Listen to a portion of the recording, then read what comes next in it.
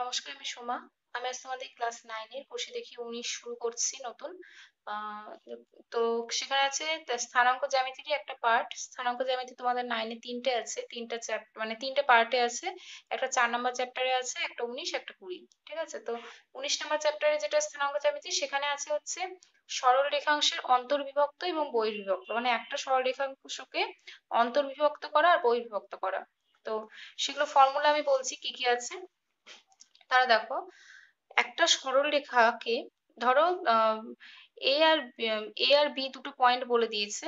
ঠিক আছে, ধরো এ মানে বলেছে হচ্ছে x1 y1, এটা হচ্ছে এ পয়েন্ট, আর বি পয়েন্ট বলেছে হচ্ছে x2 y2। এদের দুজনের যে সংযোগ, যে সরলরেখাটা, তাকে যদি কোনো বিন্দু অন্তর্বিভক্ত করে, তাহলে সেই অন্তর্বিভক্তটা ধরো একটা অনুপাতে করবে। তো যদি যদি ধরো এখানে বিভক্ত করলো অন্তর্বিভক্ত, তাহলে একটা অনুপাতে করছে, ধরলাম এই অনুপাতটা m:n অনুপাতে বিভক্ত করছে, মানে এই পার্টটা হচ্ছে m আর এইটুকু পার্ট হচ্ছে n। ঠিক আছে, তো সেই অন্তর্বিভক্ত যে করে, যে বিন্দুতে, মানে এই যে পি যে বিন্দুতে অন্তর্বিভক্ত করছে, পি বিন্দুটার স্থানাঙ্ক থাকবে একটা। তো তার স্থানাঙ্ক বের করার ফর্মুলা কি? ফর্মুলা হচ্ছে mx2 plus nx1 by m plus n। ফার্স্টে এক্স এর পার্ট থাকবে, তারপর ওয়াই পার্ট, কারণ জানোই স্থানাঙ্ক জ্যামিতিতে ফার্স্টে এক্স এর পার্ট থাকে এদিকে, তারপর ওয়াই থাকে। তো ফার্স্টে x2, তারপরে x1। সেম ভাবে এখানে যেগুলো এক্স দিয়ে করা ছিল সেগুলো ওয়াই দিয়ে আছে। ঠিক আছে, আর এটাই যদি তোমাদের বলে বহির্বিভক্ত করছে, তো বহির্বিভক্তের ফর্মুলা এখানে আছে। সেম জিনিস, জাস্ট কি হবে, শুধু প্লাসের জায়গায় মাইনাস হবে। যখন বহিস্থ ভাবে বিভক্ত করবে বা বহির্বিভক্ত করবে তখন আমাদের মাইনাস হয়, আর যখন অন্তর্বিভক্ত করে তখন কি হয়, প্লাস হয়। ফার্স্টে এদিকে হচ্ছে ফার্স্টে এক্স থাকে, তারপর ওয়াই থাকে, এটা আমরা জানতাম। ফার্স্টে x2, তারপরে x1, তারপর y2 y1 আর mn, এভাবে থাকছে। আর ধরো এটা একটা সরলরেখা। ঠিক আছে, এই যে x1 y1 একটা বিন্দু আর x2 y2 একটা বিন্দু, দুজনের সংযোগ সরলরেখাটা এটা। তাকে যদি কোনো বিন্দু একদম মানে কি বলবো, একদম মিডিল পয়েন্টে যদি মানে বিভক্ত করে, এখানে যেটা বলেছে মধ্যবিন্দু, ধরো কোনো একটা বিন্দু বিভক্ত করলো যেটা একদম মিডিল পয়েন্টে অবস্থিত, তাহলে ধরলাম বিন্দুটা পি, এই বিভক্ত করেছে একদম মাঝখান থেকে। তাহলে পি বিন্দুটার মানে এই যে পিটা কি, পিটা হচ্ছে এই সরলরেখাটার মধ্যবিন্দু। তাহলে পি এর স্থানাঙ্ক কি হবে, এই দুটোর যোগফল, মানে এক্স এর পার্ট গুলোর যোগফল, x1 plus x2/2, y1 plus y2/2। এতটাই তোমাদের ফর্মুলা আছে এখন। তো চলো আগে অঙ্কটা দেখি একটু, অঙ্ক করতে গেলে তোমাদের সুবিধা হবে। ফার্স্টে 1 নাম্বারটা যেটা আছে, বলেছে যে নিচের বিন্দু দ্বয়ের সংযোজক সরলরেখাংশগুলিকে যে বিন্দুতে প্রদত্ত অনুপাতে বিভক্ত তার স্থানাঙ্কটা নির্ণয় করো। তো ফার্স্টের অঙ্কটা বলেছে, এই দুটো বলে দিয়েছে কি অনুপাতে বিভক্ত করছে, 3:4। তার মানে m:n জানি, মানে m মানে কত 3, n মানে হচ্ছে 4। অন্তস্থ ভাবে বিভক্ত করছে, মানে অন্তর্বিভক্ত করছে যেটা। তো 1 নাম্বার, তো লিখছি ধরি x1, y1 ইকুয়াল টু কত, 6, -14, x2, y2 মানে কত, -8, 10, আর m:n মানে হচ্ছে 3:4। ঠিক আছে, তো অন্তস্থ ভাবে যদি বিভক্ত করে তাহলে তার স্থানাঙ্ক বের করতে বলেছে। তাহলে অতএব তাহলে লিখছি ধরি বিন্দু দুটির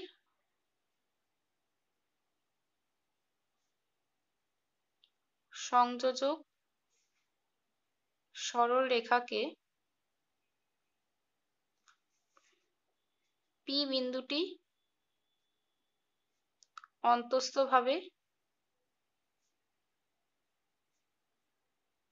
বিভক্ত করে। তার মানে পি বিন্দুটি বিভক্ত করছে অন্তস্থভাবে, মানে পি বিন্দুর আমরা স্থানাঙ্কটা বের করব। তাহলে অতএব পি বিন্দুর স্থানাঙ্ক, পি বিন্দুর স্থানাঙ্ক কত হবে, স্থানাঙ্ক সবসময় ব্র্যাকেটে দিতে হয়। ঠিক আছে, ব্র্যাকেট না দিলেই ভুল। তাহলে ফর্মুলাটা ফার্স্টে লিখে দিচ্ছি। ফর্মুলা হচ্ছে mx2 plus nx1 by m plus n, যেহেতু অন্তস্থ ভাবে করছে সবগুলো প্লাস, আর যেগুলো এখানে x দিয়ে লিখলাম সেগুলো এখানে y দিয়ে লিখবো জাস্ট। তাহলে এখানে কি হবে, m মানে কত 3, x2 মানে হচ্ছে -8 প্লাস n মানে 4, x1 মানে হচ্ছে 6 বাই m প্লাস n মানে 3 প্লাস 4। অঙ্কগুলো খুব ইজি, জাস্ট আমাদের মানে ক্যালকুলেশনটা একটু ঠিক করতে হবে, এখানে এক্সট্রা কিছু নেই, ফর্মুলা আর ক্যালকুলেশন। n মানে হচ্ছে 4 আর y1 মানে হচ্ছে -14 বাই m প্লাস n মানে 3 প্লাস 4। তাহলে কত হবে এখানে, এখানে কত হচ্ছে -24 প্লাস 24, -24 প্লাস 24 বাই 3 প্লাস 4 মানে 7, আর এখানে হচ্ছে 30 মাইনাস 4 14 56 বাই 7। তাহলে এখানে কত হচ্ছে 0/7, আর এখানে হবে হচ্ছে আমাদের -26/7। তাহলে এখানে হচ্ছে 0/-26/7, এ হলো অ্যান্সার এটা। তো এই হচ্ছে 1 নাম্বার গেল। সেকেন্ডের যে অঙ্কটা দিয়েছে, সেকেন্ডের অঙ্কটাও সেম, সেকেন্ডের অঙ্কটা আমাদের জাস্ট সংখ্যাটা একটু আলাদা করে দিয়েছে। তাহলে 2 নাম্বারটা দেখো, 2 নাম্বারটা একদম সেম অঙ্ক, ঠিক আছে, জাস্ট এগুলো সংখ্যা চেঞ্জ করে দিচ্ছে। তো 2 নাম্বারটাও সেম ভাবে আমি করে নিয়েছি এখানে।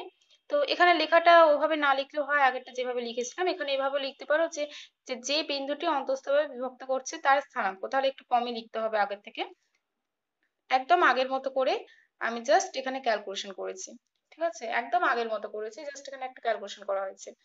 আচ্ছা, এই অঙ্কগুলো এই পার্টটা না লিখলেও হয়, তোমরা যদি একবারে যদি বুঝতে পারো, আমি যেহেতু ফর্মুলা লিখে লিখে করছি, ফর্মুলা লিখে করলে ভুল হওয়ার চান্স একদমই মানে থাকে না, বলবো না থাকে, তবে খুবই কম, মানে কেয়ারফুলি করা যায় ঠিকভাবে।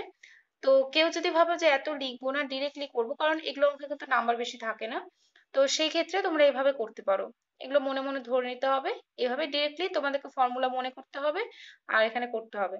আর আমি যেটা করিয়েছি একদম ফর্মুলা ডিরেক্ট লিখে দিয়ে করিয়েছি, তো সেহেতু তোমরা দেখতেও পাচ্ছ উপরে, মানে কোনো কিছু করতে হচ্ছে না, দেখতেও পাচ্ছ তোমরা, লেখায় যেহেতু আছে সামনে, দেখে দেখে মানটা বসাতে পারছো, যেভাবে ইচ্ছা করতে পারো।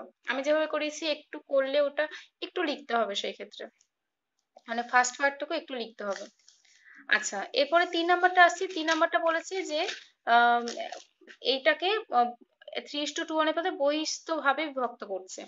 বহিস্থভাবে বিভক্ত মানে কি, এতক্ষণ ধরে যে প্লাস করছিলাম সেটা এখন মাইনাস করব, আবার সেম ভাবে ধরে নিয়েছি, তাহলে এগুলো জায়গায় কি সব শুধু মাইনাস দিচ্ছি। তারপর আবার একইভাবে আমরা এখানে ক্যালকুলেশন করে নিয়ে কত পাচ্ছি, 14/-19। অঙ্কগুলো করবে, নিজেরা ক্যালকুলেশন করবে। তো দেখো এবার 4 নাম্বার যেটা আছে আমি করিয়ে দিচ্ছি না, 4 নাম্বারটা পারবে নিজেরা আশা করি, কারণ অঙ্কগুলোতে আবারও বলছি কিছু নেই, অঙ্কগুলো জাস্ট ফর্মুলা ফেলে মানে ক্যালকুলেশন করা। তো 4 নাম্বারটা নিজেরা ট্রাই করবে। আমি একদম 2 এর গুলোতে যাচ্ছি। 2 এর 1 নাম্বারটা বলেছে যে নিচের প্রত্যেক বিন্দুগুলির সংযোজক সরলরেখাংশগুলির মধ্যবিন্দু স্থানাঙ্কটা নির্ণয় করতে। তাহলে 2 এর 1 নাম্বার বিন্দুগুলো কি কি দিয়েছে ধরি, x1, y1 ইকুয়াল টু বলেছে 5, 4, আর x2, y2 ইকুয়াল টু বলেছে 3, -4। তাহলে এই দুটো বিন্দুর যে সংযোজক সরলরেখাংশটা তার মধ্যবিন্দুর স্থানাঙ্ক, তাহলে অতএব মধ্যবিন্দুর স্থানাঙ্ক ইকুয়াল টু ফর্মুলা কি, x1 প্লাস x2/2 আর y1 প্লাস y2/2।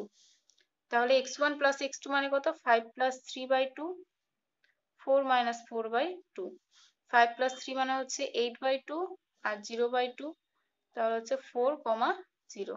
এই হলো অ্যান্সার। নেক্সট 2 নাম্বারটা সেম ভাবে, আচ্ছা 2 নাম্বারটা আমি দেখাচ্ছি ডিরেক্ট কিভাবে করবে, ঠিক আছে। 2 নাম্বারটা একেবারে লিখছি, মধ্যবিন্দুর স্থানাঙ্ক ইকুয়াল টু, কোনো রকম ফর্মুলা লিখছি না, কোনো কিছু ধরিয়ে টরে কিছু লিখছি না, একবারে কিভাবে করছি দেখো, কি দিয়েছে 6, 0, 0, 7। তাহলে এই যে ফার্স্টেরটা দিয়েছে তার এক্সটা, আর এই দিকের ফার্স্টেরটার এই এক্স এর পার্ট দুজনকে যোগ করছি, তাহলে হচ্ছে 6 + 0 বাই কত 2, আর এর সেকেন্ডেরটা মানে 0 আর ওর সেকেন্ডেরটা মানে 7/2। তাহলে হচ্ছে 6/2 মানে, আচ্ছা এটা হচ্ছে 6/2, এটা হচ্ছে 7/2, তাহলে হচ্ছে 3, 7/2। আমি 2 রকম ভাবেই দেখালাম, একটা ফর্মুলা ধরে দেখালাম, একটা ফর্মুলা না ধরে দেখালাম, যেভাবে ইচ্ছা করতে পারো তোমরা। এবার আসছি 3 নাম্বার। 3 নাম্বার যেটা বলেছে যে হচ্ছে 1, 3 বিন্দুটি এত এবং এত বিন্দুদ্বয়ের সংযোজক সরলরেখাংশকে কি অনুপাতে বিভক্ত করছে সেটা লিখতে বলেছে। দেখো আগের অঙ্কগুলোর সাথে ডিফারেন্স কি, আগের অঙ্কগুলো আমাদের বলছিল যে এই অনুপাতে অন্তস্থভাবে বিভক্ত করছে বা বহিস্থভাবে বিভক্ত করছে, তাহলে যে বিভক্ত যে করছে যে বিন্দুটা তার স্থানাঙ্ক বের করতে। আর এখানে কি বলেছে যে এই বিন্দুটাই এদেরকে বিভক্ত করছে, তাহলে কি অনুপাতে বিভক্ত করছে, তাহলে কিভাবে বিভক্ত করবে অন্তস্থভাবে না বহিস্থভাবে সেটা কিন্তু আমাদের বলে দেয়নি এখানে, ঠিক আছে। তো আমরা যে কোনো ভাবে করতে পারি, আমি এখানে অন্তস্থভাবে করব। তো লিখছি যে ধরি বিন্দুটি m/n অনুপাতে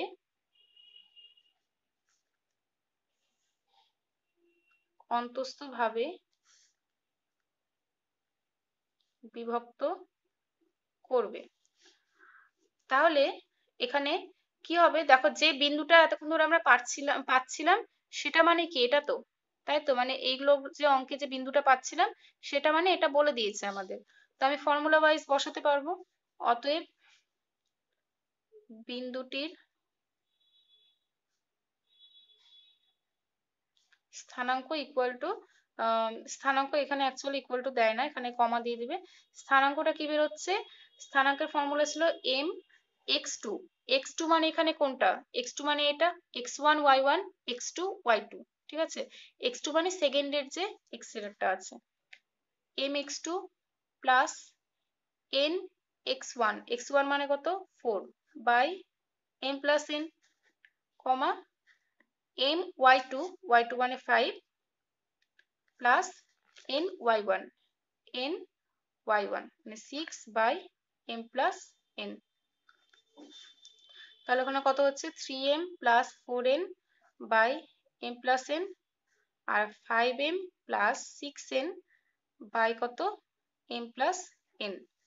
এবার দেখো এই অনুপাতটা মানে এখানে কত বলে দিয়েছে, এই যে সরি এই স্থানাঙ্কটার মানে এখানে কত 1:1,3। তাহলে শর্তে আমরা এভাবে বলতে পারি, শর্তে 3m plus 4n by m plus n, 5n plus 6n by m plus n equal to কি 1,3। তাহলে উভয় দিক থেকে এবার তুলনা করব, তাহলে উভয় দিকে তুলনা করে পাই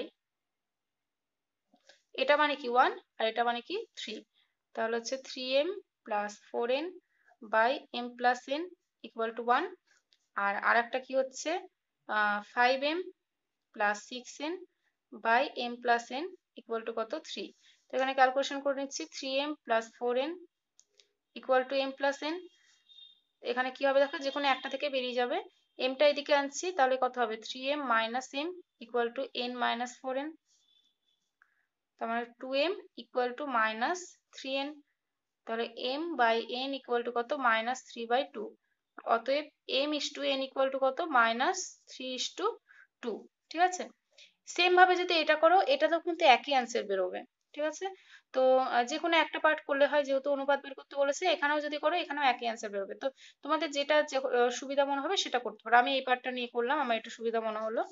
তো এখানে কি লিখবো যে অতএব মাইনাস 3:2 অনুপাতে, অতএব মাইনাস 3:2 অনুপাতে কি বিভক্ত ধরে নিয়েছো সেটা লিখে দিতে হবে, অন্তর্বিভক্ত করবে। এই হচ্ছে অ্যান্সার। এবার 4 নাম্বার দেখো, 4 নাম্বারটা বলেছে যে এই দুটো বিন্দুর সংযোজক সরলরেখাংশ y অক্ষ দ্বারা কি অনুপাতে বিভক্ত হচ্ছে। দুটো বিন্দুর সংযোজক সরলরেখাংশ y অক্ষ দ্বারা কি অনুপাতে বিভক্ত হচ্ছে। দেখো সেম অঙ্ক একদম এই উদাহরণে আছে 10 নাম্বার, শুধু কি বলেছে x অক্ষ, আমাদের এখানে y বলেছে এখানে x বলেছে। তো চলো অঙ্কটা করি আগে। আমি ধরে নিচ্ছি যে y অক্ষ দ্বারা p বিন্দুতে বিভক্ত হয়েছে আর কি অনুপাতে বিভক্ত হয়েছে, m/n অনুপাতে বিভক্ত হয়েছে। তো এখানে লিখছি ধরি y অক্ষ দ্বারা p বিন্দুতে m/n অনুপাতে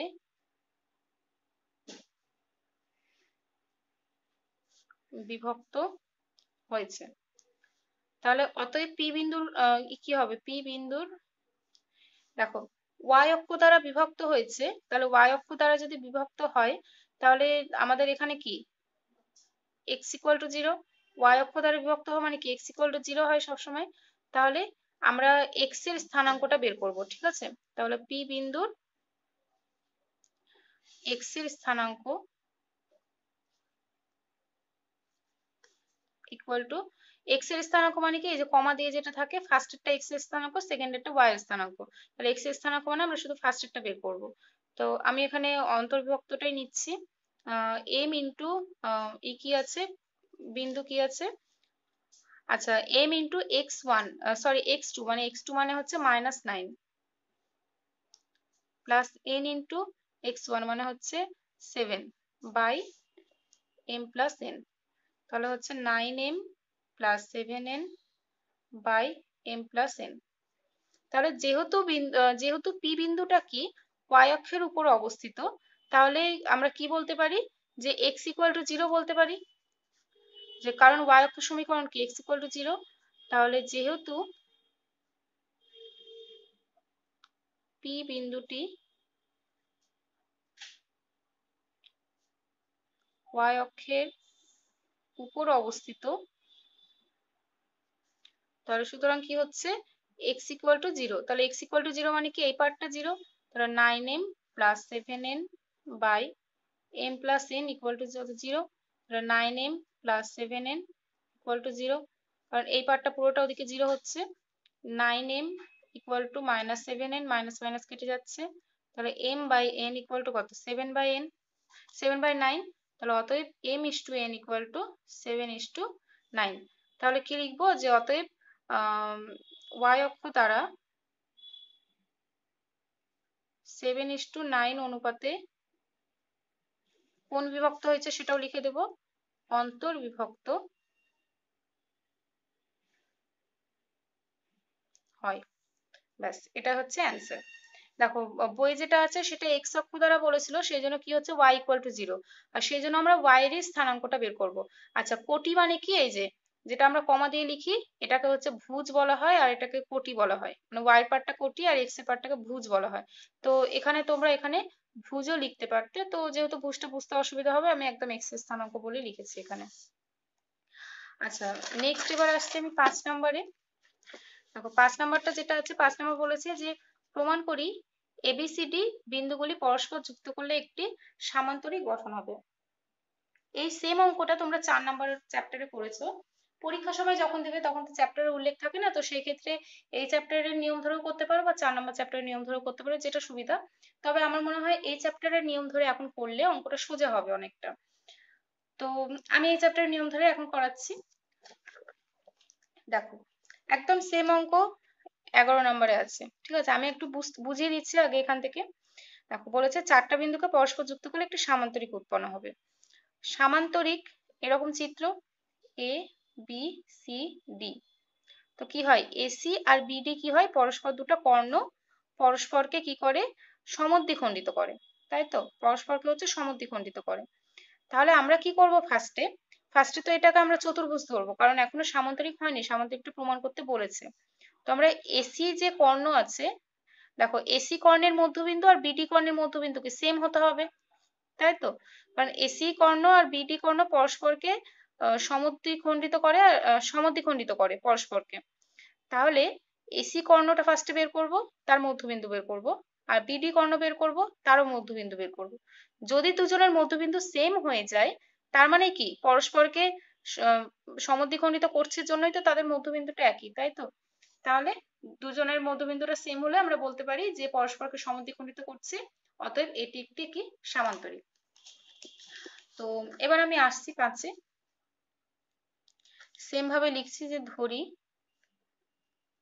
এ মানে বলেছে 7,3, বি মানে বলেছে 9,6, সি মানে 10,12 আর ডি বলেছে 8,9। বিন্দুগুলি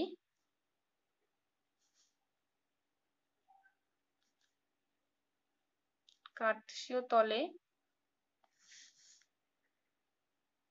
এবিসিডি চতুর্ভুজ গঠন করে। তাহলে ফার্স্টে আমরা কি করব, এসি কর্ণের মধ্যবিন্দুটা বের করব। এসি কর্ণের মধ্যবিন্দুর স্থানাঙ্ক কি হচ্ছে দেখো, এসি এদের দুজনের মধ্যবিন্দু, তার মানে কি দুজনের ফার্স্টের পার্ট গুলো যোগ, মানে 7 + 10/2, আর তারপর সেকেন্ডের পার্ট গুলো যোগ 3 + 12/2, তাহলে এখানে হচ্ছে 17/2 আর হচ্ছে 15/2। সেম ভাবে বিডি কর্ণটাও বের করব। বিডি কর্ণের মধ্যবিন্দুর স্থানাঙ্ক কত হচ্ছে 9 + 8/2, 6 + 9/2, তাহলে কত হয় 17/2 আর 15/2। তাহলে দেখো দুটো সেম হয়ে যাচ্ছে, তাহলে কি বলতে পারি যে এবিসিডি চতুর্ভুজের এসি ও বিডি কর্ণদ্বয় পরস্পরকে সমদ্বিখণ্ডিত করে। তাহলে কি হবে, এবিসিডি একটি সামান্তরিক, এবিসিডি একটি সামান্তরিক, এই হচ্ছে প্রুফড। আচ্ছা, তাহলে আজকে আমাদের 5 পর্যন্ত হলো। তোমরা 5 পর্যন্ত ভালো মতো প্র্যাকটিস করবে। এখানে খুবই কেয়ারফুলি ক্যালকুলেশন গুলো করতে হবে, কারণ প্রচুর প্লাস মাইনাসের ব্যাপার থাকে, একটু হলে ভুল হয়ে যাবে। তো ভালো মতো প্র্যাকটিস করবে, ফর্মুলা গুলো বুঝে পড়বে, ঠিক আছে? মুখস্থ করবে না, পরীক্ষা হলে গিয়ে না তো ফর্মুলা ভুলে যাবে। বুঝে ফর্মুলাটা করবে, এমনি মনে থাকবে ফর্মুলা। তো আজকে এতটা পর্যন্ত।